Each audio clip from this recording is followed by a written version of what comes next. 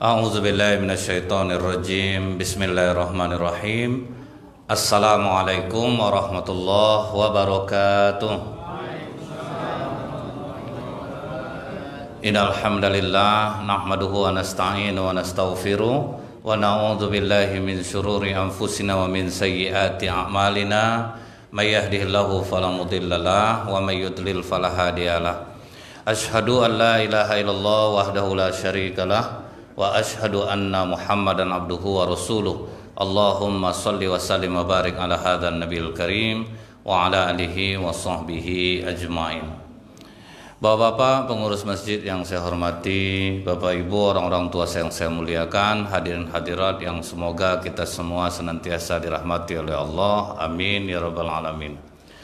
Sewaktu penaklukan kota Mekah, Pak, Abu Bakar Siddiq datang membawa ayahnya Abu Quhafah yang sudah tua, matanya buta, dibimbing oleh Abu Bakar Siddiq datang kepada Rasulullah untuk masuk Islam. Begitu sampai di sisi Rasulullah, Rasulullah agak sedikit marah kepada Abu Bakar, Pak. Seharusnya kita yang mendatangi ayahmu Abu Bakar, bukan engkau yang membawa ayahmu yang sudah tua datang kemari. Lihat, Bu, Rasulullah sangat menghargai orang tua, Pak. Karena beliau dari kecil sudah tidak ada ayah, sudah tidak ada ibu. Kenapa Allah menjadikan Rasulullah yatim piatu, Pak? Agar Rasulullah tidak ada dosa kepada ayah, tidak ada dosa kepada ibu. Jadi aman, Pak. Jadi itu syukurnya menjadi anak yatim, salah satunya adalah tidak punya dosa kepada ayah dan ibunya. Kalau macam kita nih, Pak, ada yang tegertak bapak itu dari belakang, Pak, ya. Nggak minta kita tidak dapat, kita ngamuk. Jadi Rasulullah mengajarkan di dalam potongan hadis awal ini, Bu, agar menghargai orang tua. Tapi kata Abu Bakar Siddiq, engkau lebih penting untuk kami datangi Rasulullah. Jadi Abu Bakar pun menghargai Rasulullah, makanya dia yang membawa ayahnya datang kepada Rasulullah.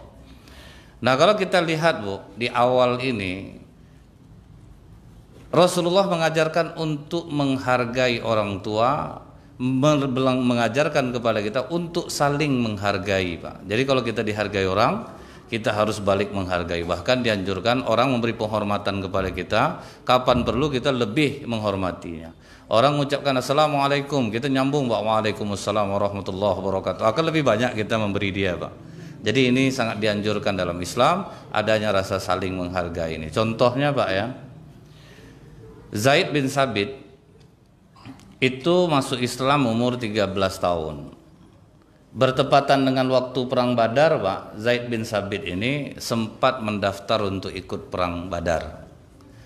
Cuman setelah dites Rasulullah, rupanya dia tidak pandai main pedang, Pak, tidak begitu mahir. Makanya kata Rasulullah, kau tidak boleh ikut. Zaid pulang, ibunya yang membawakan ke Rasulullah. Mungkin dia lemah dalam bermain pedang, ya Rasulullah, tapi dia sudah menghafal 17 surat di dalam Al-Quran. Bacaannya bagus, ya Rasulullah. Dia pandai menulis dan punya daya ingat yang kuat. Sehingga begitu dites Rasulullah bacaan Qurannya, ternyata memang bagus. Suruh nulis, bagus. Akhirnya diangkat oleh Rasulullah menjadi sekretaris pribadi Rasulullah sebagai penulis wahyu, Pak. Dan dia disuruh belajar bahasa Israel, hanya dalam waktu kurang dari seminggu dia sudah menguasai dan tulisan bahasa Ibrani orang Yahudi, Pak. Jadi itu kecepatan dia, Bu. Jadi semua kita nih, Pak, punya kelebihan masing-masing. Kalau sempat masing-masing kita nih, Pak, mengerjakan pekerjaan yang dia cintai, yang dia dari hatinya, dia memang suka dengan itu, dijamin sukses, Bu. Cuman kadang kita ini, anak kita udah jelas lemah matematik, malah dileskan, Pak. Stres lah dia jadinya. Dia tidak ahli dalam matematik. Apa yang menjadi keahlian dia, itu arahkan, Bu. Ini namanya istilahnya sekarang talent mapping istilahnya, Bu. Kemana dia arahnya, di situ dia dikuatkan, Pak. Yang penting dasar agamanya kuat, kemudian ya udah masukkan dia kemana dia mau. Jadi Rasulullah itu salah satu yang membuat keberhasilan Rasulullah dalam memimpin itu, Pak, dia meletakkan seorang tepat pada tempatnya. Dan dia tidak memandang umur, Pak. Umur 13 tahun, punya kemampuan, angkat. Jadi Bu ya, sekarang ini orang mulai mengarah ke sana karena Indonesia sudah banyak kehilangan anak muda nih Pak. Hacker nomor 1 dunia, anak Indonesia Pak. Sekarang di Swiss kantornya dan itu resmi dia jadinya Pak. Indonesia hilang dia. Dia bisa Bu memindahkan satelit Pentagon tuh bisa dia tuh Pak. Jadi makanya dia resmi dia untuk misalnya ini satelit aman atau enggak. Cina aja pakai dia Pak. Jadi dia nanti yang membackup Pak supaya jangan bisa ditembus orang. Berapa hebat anak Indonesia Bu, tapi sudah tidak milik Indonesia lagi. Pakar rahang gigi di Asia cuma 2, Jepang sama Indonesia. Akhirnya sekarang yang Indonesia ini jadi warga negara kehormatan di Malaysia Pak. Hilang lagi putra terbaik Indonesia karena di Indonesia dia tidak dihargai Bu. Tunggu karir dulu Pak. Kasih pangkat 3A, sudah tuh kasih meja kosong. Gimana orang mau betah Pak? Keahliannya ada. Akhirnya dia melamar ke Malaysia Bu, diambil oleh orang Malaysia, malah ditanya apa-apa aja yang dibutuhkan Pak. Ini, ukurannya segini, alat-alatnya ini. Oke, Bapak pulang dulu ke Indonesia, kami persiapkan semua, nanti setelah selesai kami telepon lah. Jadi warga negara kehormatan Malaysia Pak. Yang paling ringan apa Pak? Film Upin Ipin lah Pak. Padahal itu film milik orang Indonesia Pak. Orang Surabaya tuh Bu. Karena dijualnya ke Indonesia tidak laku karena Indonesia tidak main dia yang sistem pendidikan Pak. Upin Ipin itu kan banyak pendidikan di dalamnya Bu. Di Indonesia ini jadi serigala, laki-laki jadi serigala tuh ganteng-ganteng orangnya ya Bu ya. Sudah tuh nanti ditinju terbang itu Pak ya. Jadi planet itu yang hobi orang Indonesia Pak. Akhirnya dibeli oleh orang Malaysia. Jadilah Upin Ipin itu film Malaysia. Padahal itu milik Indonesia. Nah kita anak-anak muda nih Pak yang punya potensi ambil Pak. Nampaknya dia mampu dalam bidang ini, angkat dia. Mampu bidang ini, angkat dia. Itu yang membuat Rasulullah berhasil Pak. Anak umur 13 tahun Pak. 13 tahun sekarang di warnet duduknya Pak. Payah nyuruh dia pulang, azab Bapak dibuatnya. Ini 13 tahun sudah jadi sekretaris pribadi Rasulullah Bu. Nulis wahyu. Dia disegani di kalangan sahabat Pak. Jadi Zaid ini disebut ulama di kalangan sahabat. Rasulullah punya sepupu namanya Ibnu Abbas. Kalau pamannya Abbas, anaknya Ibnu Abbas. Waktu Zaid naik kuda Pak, itu tali kekang kuda Zaid itu Pak langsung ditarik oleh Ibnu Abbas, ditambatkan. Begitu Ibnu Abbas memuliakan Zaid. Apa kata Zaid? Jangan Ibnu Abbas, jangan kau yang mau apa kan? Apa kata Ibnu Abbas Bu? Beginilah kami diajarkan Rasulullah untuk menghargai ulama kami. Lihat Pak, dihargai Pak. Zaid turun dari kuda, disalabinya Ibnu Abbas, diciumnya tangannya. Langsung ditarik Ibnu Abbas, kenapa kau cium tanganku? Begini pula lah kami diajarkan Rasulullah untuk menghargai keturunannya. Itu Bu. Jadi yang darah Rasulullah itu kami disuruh Rasulullah menghargai ahli baitnya. Jadi saling menghargai ini sangat penting Pak. Macam saya sangat menghargai Bapak Ibu dikarenakan apa Pak? Jauh kadang lebih paham orang yang mendengar daripada orang yang berbicara nih Pak. Jadi kadang ada ustadz ini Bu macam anak-anak Bapak Ibu ini dibuatnya. Nanti kita jangan sampai suka dusta, nanti bisa masuk api neraka. Jadi macam anak-anak bapak ini dibuatnya Pak.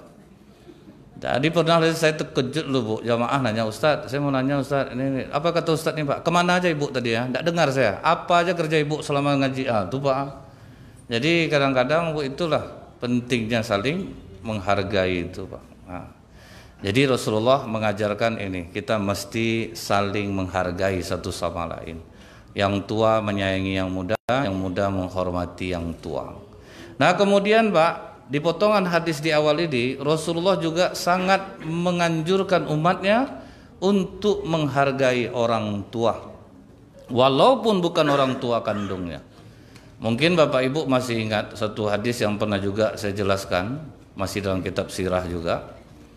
Rasulullah Pak menjadi kebiasaannya kalau dia sholat subuh itu dia selalu menghadap ke jamaah dulu. Kenapa begitu Pak? Karena Rasulullah ngabsennya jamaah di waktu subuh Pak. Itulah Rasulullah melihat ke belakang. Diperhatikan satu-satu siapa yang belum datang. Rupanya Ali bin Abi Thalib belum datang Pak. Maka kata Rasulullah tunda dulu sholat subuhnya. Itu Pak. Ditunda dulu. Karena Rasulullah yakin sahabat tuh merangkak mereka datang ke masjid untuk sholat berjamaah. Kalau di sini jangan ini diamalkan pula Pak. Tengah malam Bapak itu juga orangnya, nggak usah lah ini diamalkan lagi. Jadi karena sudah terlalu lama menunggu, akhirnya sholat dimulai. Rakaat pertama selesai, naik Rasulullah rakaat kedua. Begitu Rasulullah ruku di rakaat yang kedua, turun malaikat Jibril, ditahan punggung Rasulullah. Tunggu Ali ya Rasulullah, kata malaikat Jibril Pak. Jadi Rasulullah tidak bisa intidal Pak, dan itu waktunya cukup lama untuk menunggu Ali datang. Jadi ini juga hadis yang menjadi dasar. Apabila kita terlambat datang sholat berjamaah, menyaksikan imam dalam keadaan ruku, kita langsung takbir, kemudian sedekap, langsung ruku, kita sudah dapat satu rakaat. Jadi tidak bisa kita masuk langsung ruku. Jadi takbir dulu, sedekap dulu, baru kita ruku. Jadi kita sudah dapat satu rakaat, tidak perlu mengulang lagi. Cuman jangan setiap waktu sholat buat macam ini Pak ya. Tahu dia imam baca ayat sejadah, duduk di teras dulu Pak. Apa Pak duduk sini? Nunggu imam ruku, Ustaz panjang ayatnya. Jadi ini tidak boleh. Kalau misalnya tidak disengaja Pak ya, itu boleh. Makanya kadang ada imam itu yang sengaja dia panjangkan ayatnya itu supaya orang tidak terlambat datang. Nah kemudian saking lamanya Rasulullah ruku Bu, itu jamaah di belakang ngintip semua ya Pak. Yang mana yang bisa melihat itu ngintip. Nah ini juga menjadi sunnah Pak. Apabila imam terlalu lama pada satu gerakan yang tidak terlihat, misalnya sujud, ruku kan tidak nampak tuh Bu ya, terlalu lama, maka jamaah dianjurkan untuk mengintipnya, dan itu tidak membatalkan sholat. Akibat tidak mengintip ini dulu Bu, pernah di Pekanbaru Bu, Ustadz ini ceramah macam saya ini lah Pak, habis maghrib taruh laptop di samping pintu keluar nih Pak, ini tidak kamar, pintu keluar. Pas sujud rakaat terakhir dimaling orang laptop Ustadz nih Bu, dikejar sama Ustadz tuh Pak, tertinggallah jamaah sedang sujud Pak. Meleleh-leleh air hidung orang dibuatnya Bu, lama Pak. Tahu jamaah terdengar suara Ustadz tuh maling, karena Ustadz tuh udah sering isi di sana, jadi orang hafal Pak, Ustadz tuh ngejar maling rupanya. Baru ada yang sadar, maju ke depan gantikan. Jadi seharusnya diintip Pak kalau sudah terlalu lama. Nah jadi begitu Ali sudah masuk takbir kemudian ruku, baru dilepaskan oleh malaikat Jibril. Nah naik Rasulullah i'tidal sampai menyelesaikan sholat, heboh jamaah subuh itu. Ya Rasulullah, mengapa sholat kita berbeda dari biasanya? Mengapa engkau ruku begitu lama di rakaat yang kedua sehingga menimbulkan kekhawatiran dalam diri kami, dan ada di antara kami tadi yang mengintip-intip ya Rasulullah, takut terjadi apa-apa pada dirimu. Kata Rasulullah, aku tidak tahu, tunggu aja Ali. Setelah Ali selesai, dipanggil oleh Rasulullah, kenapa kau terlambat datang subuh ini Ali? Sampai Jibril menahan punggungku di rakaat yang kedua. Kata Ali, ketika aku berjalan menuju masjid ya Rasulullah, ada orang tua berjalan di depanku tertatih-tatih. Karena engkau mengajarkan kepada kami untuk memuliakan orang tua, aku tidak mau memotong langkahnya. Karena itu dia terlambat Bu, menghargai orang tua. Itu yang membuat berhasil sahabat Rasulullah itu semua Pak. Makanya mereka menjadi generasi yang brilian karena mereka sangat menghormati orang tua. Nah kalau sempat nih Bu ya, apa yang diajarkan oleh Rasulullah ini tertanam di hati para anak-anak yang masih punya orang tua saat ini, dijamin kabut asap nih hilang nih Pak. Ada lagi nih Bu. Karena apa Bu? Setiap bencana yang menimpa kita akibat maksiat dan dosa yang dilakukan oleh orang di atasnya Pak, itu udah jelas. Kalau secara fisika mungkin oke lah Pak ya, ini karena bergeser lempeng bumi ini. Kalau tanpa izin Allah tidak mau Bu. Dulu pernah gempa di Madinah, apa kata Umar bin Khattab? Amat cepat Allah menyiksa akibat perbuatan maksiat kalian. Disuruh tobat orang Pak di Madinah itu. Karena kalau udah bergoncang, contoh gini Bu, air kalau dulunya jernih sekarang keruh Pak, itu akibat dosa orang yang di atasnya. Semakin beriman orang, semakin takwa dia kepada Allah, air nanti akan jernih Pak. Jadi perubahan air sekarang ini Bu, akibat dosa semuanya Bu. Makanya Allah mulai marah, dicabut nikmatnya satu persatu. Terutama banyak sekarang anak yang tidak menghargai orang tuanya Pak. Buktinya apa Bu? Melahirkan aja payah sekarang Bu. Rata-rata operasi. operasi. Zaman nenek-nenek kita dulu nih Pak ya, saya pernah nanya, Nek, anak nenek yang terakhirnya kayak mana keluar, Nek? Sedang nyuci Ustaz, keluar aja kepalanya, murah Pak. Terlempar aja kepala anak kecil itu dari bawah itu langsung. Sekarang Pak udah diinduksi, udah dikasih oksigen, dan juga mau keluar, akhirnya dioperasi. Kenapa? Banyak kakek dan nenek yang ngasuh cucu. Ini salah satu menyebabkan Allah murka Pak, karena sekarang ini banyak kakek dan nenek jadi pengasuh cucu anaknya. Jadi itulah yang terjadi. Datang nenek-nenek ini bilang, Pak, enggak apa-apa sama kami Ustadz, kan cucu kami ridho. Nenek ridho, Allah yang enggak ridho, itu masalahnya.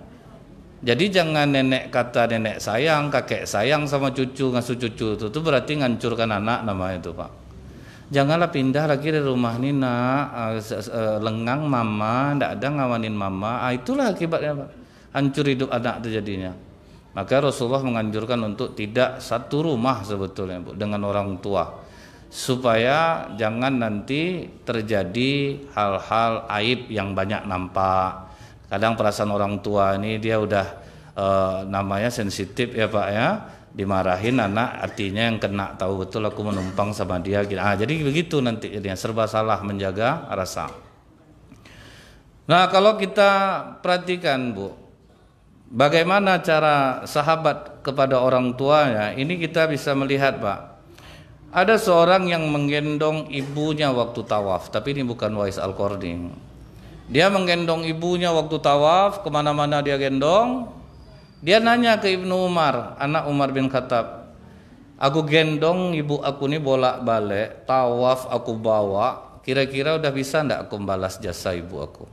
Kata Ibnu Umar, satu pekikan orang tuamu ketika melahirkan kamu saja kamu tidak bisa membalasnya. Udah digendong kemana-mana itu ibunya, belum bisa membalas satu erangan kesakitan orang tua ketika melahirkan anaknya. Jadi memang tidak akan terbalas Pak. Ada terjadi di Timur Tengah, saya tidak sebutkan di mana tempatnya. Dia sedang bersanding sama istrinya. Naik mama laki-laki ini ke atas Bu, pakaiannya tidak seimbang dengan tamu yang hadir Pak. Kata istrinya, suruh ibu kau turun, malu kita. Apa yang dilakukan laki-laki ini Bu? Saat itu juga dia langsung talak istrinya Pak. Dia gendong ibunya keluar dari tempat pelaminan itu. Itu Pak. Kalau anak sekarang, mama turun mama, makin malu aja mamanya. Ini enggak Bu, mahal sama dia orang tuanya Pak. Enggak ada, daripada kau, bagus mak aku pilih lagi. Dari kecil dia membesarkan aku. Enggak ada Bu, turun dia langsung dari tempat itu, digendongnya mamanya, dibawanya keluar. Jadi itu orang yang sangat menghargai orang tuanya, tidak bisa disepelekan oleh siapapun. Karena memang tidak bisa dibalas walaupun satu erangan saja ketika orang tua melahirkan anaknya. Ini perlu, ini kan syukur nih Pak, toa terdengar keluar. Jadi mudah-mudahan terdengarlah sama anak-anak yang agak-agak jahat lah sama orang tuanya. Kemudian Pak, kita bisa melihatnya lagi, Ali bin Abi Thalib radhiyallahu an. Kenapa dia begitu cerdas Pak?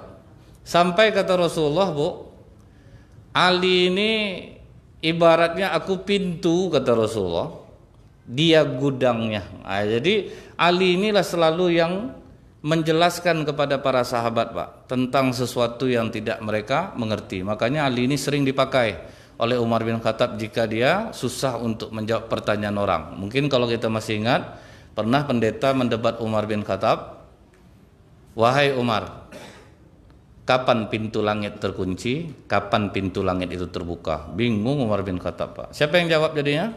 Ali Pak. Pintu langit terkunci jika engkau syirik kepada Allah. Amal tidak akan naik ke langit. Itu maksudnya pintu langit terkunci. Kapan pintu langit itu terbuka? Di saat engkau mengucapkan la ilaha illallah, kau tidak mensekutukan Allah, semua amalmu akan naik ke langit. Itu makna pintu langit terbuka. Kemudian coba engkau sebutkan, kata pendeta ini, kubur yang bisa berjalan bersama penghuninya. Bingung Umar. Siapa yang jawab lagi Pak? Ali. Apa kata Ali? Kau menanyakan kubur Yunus bin Matta alaihissalam. Ketika dia dimakan oleh ikan nun, ikan paus, dia dibawa keliling 7 samudra. Itulah kubur yang bisa berjalan dengan penghuninya. Jadi kalau untuk debat Pak, itu Ali yang selalu dikemukakan. Kata Umar bin Khattab, kalau aku bang tidak bisa jawab, tapi kalau berkelahi bertiga, kalau ini masih tanggung sama aku. Karena memang masing-masing sudah ada bidangnya, Pak. Macam Bapak di sinilah, Pak. Kalau sempat mengerjakan bidangnya masing-masing, Pak, jadi, Pak. Tidak perlu banyak, 10 orang aja, Pak, dengan bidangnya masing-masing, itu luar biasa, itu, Pak. Nah, kemudian kita lihat lagi, Bu, apa Ali bin Abi Thalib ini? Apa yang membuat dia cerdas? Dia tidak pernah makan bersama ibunya. Mungkin heran orang, Pak, ya. Loh, kok tidak pernah makan sama ibunya kok dibilang anak yang berbakti? Tetapi dia selalu menunggu ibunya makan, Pak. Itu amalan dia. Selalu dia mengamankan ibunya makan. Ditanya oleh para sahabat, kenapa kau tidak ingin makan bersama ibumu? Aku takut jika mengambil lauk yang ternyata ibuku ingin mengambilnya. Itu yang dijaganya, Pak. Makanya dia tidak pernah makan bersama ibunya. Biarlah ibunya makan dulu sesuka-sukanya, nanti sisanya baru dia makan. Ini sama lauk bapak habis dibantainya, Pak. Udah diasingkan oleh ibu. Ini lauk untuk bapak kau nanti, ini jangan dimakan. Itu pun habis juga, Pak. Jadi memang gimana anak sekarang mau cerdas, Pak? Ya leskan juga lah, percuma, Pak. Sampai dia betul-betul bisa menghormati orang tua yang seperti ini, Bu, ya. Baru dia bisa cerdas. Dulu kalau dipikir, Bu, banyak otak kami ini buntu juga, Pak. Ngapal buntu, apa buntu. Dicoba, Pak, dipikir-pikir apalah kenanya nih. Ternyata belum bisa maksimal memuliakan orang tua. Jadi ulang lagi, Bu. Alhamdulillah orang tua masih hidup, masih sempat bisa ngamalkan ini, Bu. Toh ternyata iya, Pak. Ternyata betul rupanya, Bu, mulai terbuka sumbat-sumbat otak-otak yang bodoh-bodoh tuh, Pak, ya. Terurai deh jadinya. Rupanya itu rahasianya, muliakan orang tua. Orang tua saya, Pak, emak saya itu otaknya itu udah mengerucut, Pak, kata dokter. Jadi kalau dia cerita itu bisa 23 kali mengulang hal yang sama. Dan 23 kali pula saya terkagum-kagum mendengarnya, Pak. Seolah saya belum pernah mendengarnya. Kalau anak sekarang, Pak, tuh udahlah tuh mah itu aja, mama ngomong muak lah orang nengoknya dari tadi itu aja. Saya pokoknya, Bu, misal mak saya cerita, nenek depan nih nak, dia pergi kekah cucunya ke Padang, lengang lah emak seminggu lah lamanya tuh nak. Iya mak, iya. Diam dia sebentar, Bu. Lengang mak sekarang nak. Ngapa mak? Nenek depannya dia pergi kekah cucunya. Iya mak. Jadi saya gitu. Seolah-olah saya belum pernah mendengarnya, Pak. Mau berapa kali mak saya ngomong, selama itu pula saya tatap wajahnya. Nah itulah, Bu, mulai mengeluarkan sumbat-sumbat kebodohan itu tuh, Pak. Kalau tidak itu susah, Bu. Payah kita untuk memahami sesuatu, susah kita jadinya. Nah ini adalah amalan Ali bin Abi Thalib. Dia tidak pernah mau makan sama orang tuanya, ditungguinya sampai orang tuanya selesai. Dia tidak akan mau makan. Dia takut nanti terambil lauk, rupanya orang tuanya suka dengan lauk itu dan harus mengalah. Kan kebanyakan orang tua pasti ngalah, Bu, ya. Orang tua rata-rata ngalah, Pak. Mau diambil anak, makan anak, mama udah kenyang, padahal dia mau betul itu, Pak. Itulah sifat orang tua. Padahal dia yang mau itu tadi, pas dia ngambil, nampak anaknya ngambil. Ngambil lah, mama enggak suka juga tuh. Mama udah kenyang ya juga. Jadi Ali itu yang dijaganya, Pak. Dia ingin mamanya pokoknya dapat makan enak. Kita lihat lagi, Bu. Abu Hurairah dia tinggal berbeda dengan ibunya. Amalan Abu Hurairah ini apa, Bu? Mengetok pintu rumah dengan ujung jari telunjuk, Bu. Tidak pernah kuat, Pak. Tidak ada mak, mana telinga mamak nih ya? Peka betul lah, dia tidak. Ketoknya sama ujung telunjuknya sambil dia mendoakan dari luar. Mau berapa lama pun, Pak. Itu pula amalan Abu Hurairah, Pak. Makanya dia sebentar sama Rasulullah, tapi paling banyak meriwayatkan hadis. Tidak ada yang ngalahkan Abu Hurairah, Pak. Untuk penguasaan hadis, dia itulah yang paling banyak. Itu amalannya, Bu. Tidak pernah nganggu telinga mamaknya. Pokok pakai ujung telunjuk nih, Pak. Dia mengetok pintu rumah, Pak. Kalau saya jujur belum bisa ngamalkan yang ini lagi, Pak. Payah, Pak. Paling ujung-ujung pakai telepon, Bu, ya. Ini amalan Abu Hurairah, sehingga dia sangat cerdas. Dia banyak menguasai hadis. Kemudian, Bu, Ibnu Mas'ud, ini sahabat Nabi. Ibnu Mas'ud ini, Pak, termasuk sahabat yang kalau berdoa itu, Pak, hitungannya menit dikabulkan Allah, Pak. Jadi pernah dia kecopetan di pasar. Semua orang pasar mengatakan mampuslah Ibnu Mas'ud dicopetnya, mati anak ini. Justru Ibnu Mas'ud apa doanya kepada Allah, Bu? Ya Allah, kalau dia mencuri karena lapar, jadikanlah itu sedekahku untuk dia. Jangan beri dia dosa. Kalau dia karena jahat, jadikanlah ini kejahatan terakhir baginya, jangan dia berbuat jahat lagi. Ibnu Mas'ud termasuk ditakuti Pak, doanya Pak. Dulu pernah ada orang yang menghina Ali bin Abi Thalib Bu, di pasar, menyebarkan fitnah lah Pak. Dilarang oleh Ibnu Mas'ud, udahlah, kau itu paling dekat sama Rasulullah itu. Ali yang kau jelek-jelekkan ini itu paling dekat dengan Rasulullah, menantu Rasulullah yang menggantikan Rasulullah di tempat tidur ketika Rasulullah berhijrah. Udah, tutup mulutmu. Ndak juga dia mau Pak. Udah disebut orang tuh Ibnu Mas'ud yang melarang kau tadi itu. Ndak juga berhenti dia. Ya Allah, tunjukkan kuasamu. Bila Ali yang benar, kirimlah binatang yang membunuh orang ini. Lepas onta Pak, diinjak-injak orang itu sampai mati Bu. Jadi kalau orang-orang soleh ini Pak, payah undang-undang menjeratnya Pak. Dia tidak nampak membunuh tuh Pak ya, dia pakai ini aja Pak. Ya Allah, toto udah kejang-kejangnya orang dibuatnya Pak ya. Tapi memang itu sebetulnya tidak boleh. Tapi ini sudah dilarang, tidak mau dilarang, akhirnya dia mati diinjak-injak oleh onta itu. Nah jadi Ibnu Mas'ud ini apa pula amalannya Bu? Kalau kita lihat ini dalam kitab Ibnu Qayyim al-Jauzi, judul kitabnya Birrul Walidain. Emaknya minta ngambilkan air Pak. Tolong kau ambilkan mak air. Keluar dari rumah Pak, ngambil air. Pas masuk ke dalam, emaknya udah tidur Pak. Dalam keadaan berdiri itu Bu, dia tunggu ibunya sampai bangun. Berapa jam tuh Pak, dia berdiri memegang air itu Bu, sampai ibunya bangun. Kalau kita tuh Bu, untung udah tidur dia. Biarlah taruhlah sini air tuh. Nggak akan ada berani menunggu Pak ya. Berdiri menunggu. Jadi kalau mau seperti Ibnu Mas'ud ini, anak-anak, ini bawa bapaknya hadir di sini, mak-maknya hadir di sini, kalau minta minum, maknya tidur, tunggulah macam itu. Tetap pakai gelas Bu. Saya yakin tidak ada yang mampu. Pak lama tuh Pak, berapa jam tuh. Tapi kalau bisa, mana yang bisa diamalkan ini diamalkan. Mana yang tidak simpan dulu. Kemudian Pak, ini kisah Sufyan bin Uyainah. Jadi dia kebiasaannya Pak, ketika pulang ke rumah, dia yang ditemuinya duluan adalah ibunya. Jadi ternyata Bu, ibunya ini sedang sholat Bu. Dan ibunya ini tahu anaknya nunggu, dipanjangannya sholatnya Pak. Berdiri loh dia nunggu Bu. Ibunya sholat itu ditunggunya terus Bu. Sampai selesai. Apa kata ibunya? Aku sengaja memperpanjang sholatku agar makin besar pahala baktimu kepadaku. Jadi memang tahu ibunya Pak, dia nunggu. Malah dilamakannya Bu berdirinya. Kalau sempat anak Bu, anak kita tuh mungkin ya Bu dipesankannya, tangga bilangnya sama mak tadi saya udah datang, dia sedang sholat, saya pergi dulu tinggalnya tuh Bu. Kemudian ini Haywah binti Suraih, seorang ulama besar nih Pak. Seorang ulama besar Bu, sedang ceramah di hadapan ribuan orang. Masuk mamaknya Pak, kau kasih makan ayam dulu, langsung pergi Bu. Bayangkan, ulama anaknya Pak disuruh mamaknya ngasih makan ayam Bu, berhenti dia ceramah, diikutnya mamaknya dulu Pak ngasih makan ayam Pak.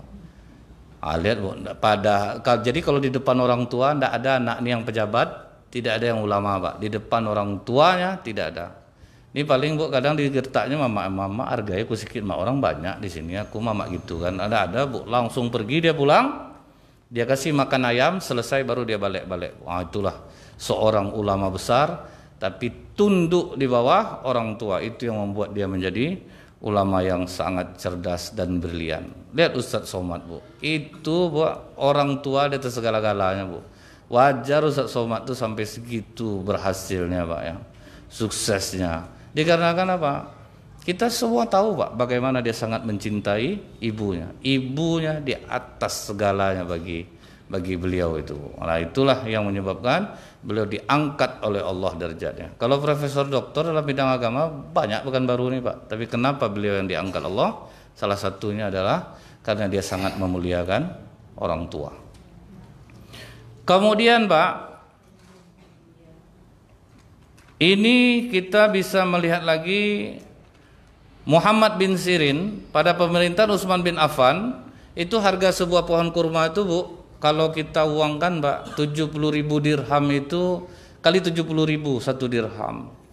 Jadi sekitar 70 juta Bu, harga satu batang pohon kurma itu Pak, 70 juta. Jadi ada Bu Usamah bin Zaid, Ibunya minta dibelikan kurma yang bagus itu, Pak.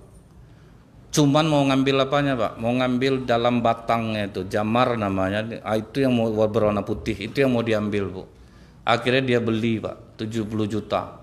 Apa kata orang? Kok mau betul kau beli satu batang hanya untuk ngambil itu aja? Aku kalau emak aku minta apapun, selagi aku bisa, aku belikan. Ini makanya orang yang seperti ini, Bu, apapun diminta orang tuanya dibelikannya, dijamin kaya raya, Pak.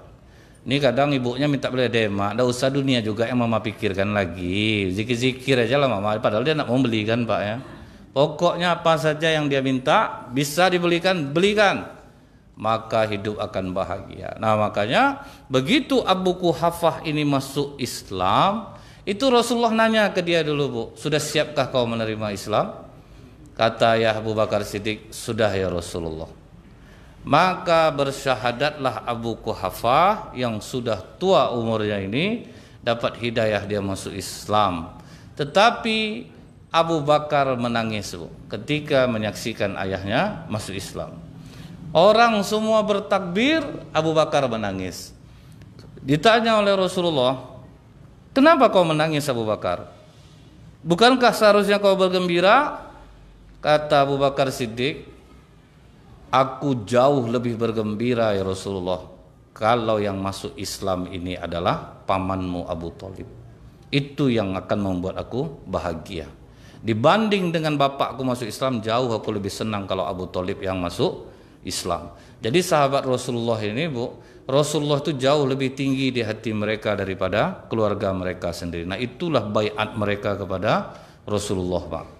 Mereka sangat mencintai Rasulullah. Jadi sampai dia katakan, pamanmu yang masuk Islam jauh lebih membuat aku bahagia, Rasul, daripada bapakku sendiri. Sehingga sahabat itu, Bu, solid dia jadinya. Tidak akan ada yang menjelekkan Rasulullah, Pak. Kalau kita kan sekarang pemimpin pun kadang dijelekkan, Pak. Yang kita pemimpin kita sendiri pun kadang kita menjelekkannya, baik sadar ataupun tidak sadar. Tapi sahabat tidak, karena itu baiat mereka. Itu yang membuat mereka kuat. 100 bisa mengalahkan 1000, 200 bisa mengalahkan 2000, Pak. Kalau seperti itu baiat kepada pemimpin. Kalau bisa seperti ini, Pak, misal ketua masjid, Bu, datang orang jelekkan, tang pengurus lain bilang, tidak boleh. Kami tahu betul, kalau sempat itu baiatnya, Pak, aman masjid. Ini kadang harga kurban sekian, aku tuh lah malas nengok ketua, itu maka kami malas nengok dia, kami sendiri ya kan sekarang. Iya, Pak, iya, malah menjadi jadi jadinya, Pak. Itu susah ya. Tapi kalau sempat membackup, Bu, ya udah, itu dijamin kuat jadinya, Pak. Susah untuk ditaklukkan. Nah, ini kelebihan para sahabat sangat mencintai Rasulullah. Bahkan dalam hal masalah jodoh pun, Bu, mereka ngalah, Pak. Ingat mungkin, Bu, ya, istri Abu Thalhah itu, Pak, istri dari Abu Salamah, Ummu Salamah itu, Bu, terkenal sangat cantik, Bu. Begitu Abu Salamah meninggal, itu yang ngincar istrinya nih, Pak, setelah habis masa iddah itu banyak, Bu. Dan yang ngincar itu, Pak, sahabat-sahabat utama semua, Pak. Pertama Abu Bakar Siddiq, Bu, kaya raya, sahabat Nabi yang terdekat, mencoba untuk meminang Ummu Salamah. Ditolak, Bu, ditolak oleh Ummu Salamah, Pak. Kemudian gagal Abu Bakar Siddiq, maju Umar bin Khattab. Gimana Abu Bakar? Berhasil? Tidak berhasil aku. Akhirnya maju pula utusan Umar bin Khattab, gagal juga, Bu. Jadi sahabat tuh, Pak, betul-betul sahabat lahir batin, Pak. Tidak ada masuk-masuk hati ini, Pak. Tidak ada Abu Bakar bilang tidak enak lah Umar, aku udah masuk, kau tuh masuk pula, kau bikin malu aku namanya itu. Kita berkawan. Tidak ada, Pak. Mereka lapang, Bu, hati mereka itu lempang aja, Bu. Abu Bakar, Umar bin Khattab maju 12 tahun di bawah, 10 tahun di bawah Abu Bakar umurnya, Pak. Masih muda. Juga ditolak oleh Ummu Salamah. Yang ketiga siapa yang maju, Bu? Rasulullah, Pak, yang maju, Pak. Kirim utusan. Tidak ada Abu Bakar dan Umar ini duduk berdua, aku tuh lah malas nengok Rasulullah nih. Dia maju tuh lah ya. Kadang tidak enak aku itu, sebetulnya malas aku sama Rasulullah. Tidak ada, Bu. Itulah kehebatan mereka, Pak. Lapang, jiwa mereka lapang. Maju Rasulullah ditolak. Apa alasan Ummu Salamah menolak, Pak? Yang pertama, aku sudah tua. Yang kedua, anakku banyak, aku tidak bisa full melayani Rasulullah. Yang ketiga, aku pecemburu. Maka Rasulullah kirim lagi utusan, katakan kepadanya, anakmu menjadi tanggungan Allah dan Rasul-Nya. Yang kedua, kalau masalah kau sudah tua, aku lebih tua darimu, sampaikan kepada Ummu Salamah. Yang ketiga, masalah kecemburuan dia, akan kumohonkan kepada Allah untuk diangkat rasa cemburunya. Nah, ini boleh amalan ditambah Pak ya. Setiap Bapak habis sholat, doakanlah, ya Allah, angkatlah rasa cemburu dari hati istri kami. Nah, jadi aman Bapak nanti Pak. Nggak diperiksa handphone Bapak lagi, kalau nggak kan risau Bu. Baru pulang tuh handphone Abang, tengok panggilan tak terjawab. Ini Dedi apa Dewi ini Bang? Abang jujur lah nih. Nah, kan payah jadinya Pak. Jadi angkatlah rasa cemburu di hati istri kami. Nah jebol Rasulullah Bu, nggak ada Abu Bakar dan Umar terkecil hati Pak. Nggak ditegurnya Rasulullah seminggu, nggak ada Pak. Kalau kita tuh Bu ya macam itu tuh pasti berdendam Pak, lama ingatnya tuh Bu. Lah Daud tak itu dong. Bentuk yang Rasul tuh ya. Pasti gitu udah mulai itu Pak. Tapi itulah Bu, ya, mereka sangat mencintai apa yang menyebabkan Abu Thalib ini kecil, Abu Thalib ini yang merawatnya Pak. Sayang sama dia. Jadi Rasul dia pula yang mengawal dakwah Nabi. Sampai Rasulullah diboikot oleh orang Quraisy, tidak dikirim makan selama 3 tahun. Abu Thalib juga ikut makan daun Pak. 3 tahun Bu. Tetapi begitu dia keluar dari pemboikotan dalam keadaan sakratul maut, dibujuk oleh Rasulullah. Ayyu'am qul la ilaha illallah kalimatun hujjaka indallah. Paman, sebut la ilaha illallah Muhammadur Rasulullah. Ini akan menjadi hujah bagiku di sisi Allah Paman. Aku mintakan ampun untukmu. Datang Abu Jahal Pak. Jangan kau ucapkan itu Abu Thalib. Gengsi kita, agama kita lebih tua daripada agama Muhammad ini. Apakah kau mau meninggalkan agama nenek moyang kita? Itulah bahayanya kawan yang buruk ini Pak. Dapat kawan yang buruk ini Bu. Jadi makanya Rasulullah itu Bu menyuruh kita hati-hati di dalam berteman. Bapak misalnya Pak udah baik nih Pak, udah sering ke masjid, udah banyak perangai lalu ditinggalkan.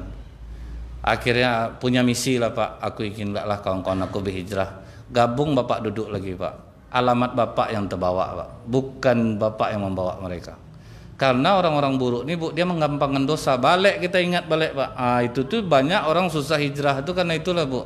Dia balik ke kawan-kawan lamanya, balik niatnya baik tadi Pak. Dia ingin mengajak kawan-kawannya supaya mau baik. Rupanya justru malah dia yang akhirnya terbawa. Bahkan 2 kali lipat parahnya daripada dia yang dulu. Itu rata-rata seperti itu Pak. Kecuali gini Bu, jumpa kawan kita yang jahat dulu, aku menyesal betul jahat. Kalau yang macam itu berarti udah ada penyesalan Pak, tinggal kita sharing aja sama dia lagi. Nah Abu Thalib Bu, padahal dia udah mau ngucap syahadat, gara-gara Abu Jahal nih lah Pak, akhirnya dia tidak jadi mengucap syahadat dan meninggal dalam keadaan kafir. Rasulullah berdoa kepada Allah, ya Allah ampuni dosa pamanku ini ya Allah, jasanya banyak terhadap Islam, dia sayang kepada nabimu. Apa jawaban Allah Pak? Maka nalin nabi walladzina amanu ayastaghfiru lil musyrikin walau kanu lil qurba.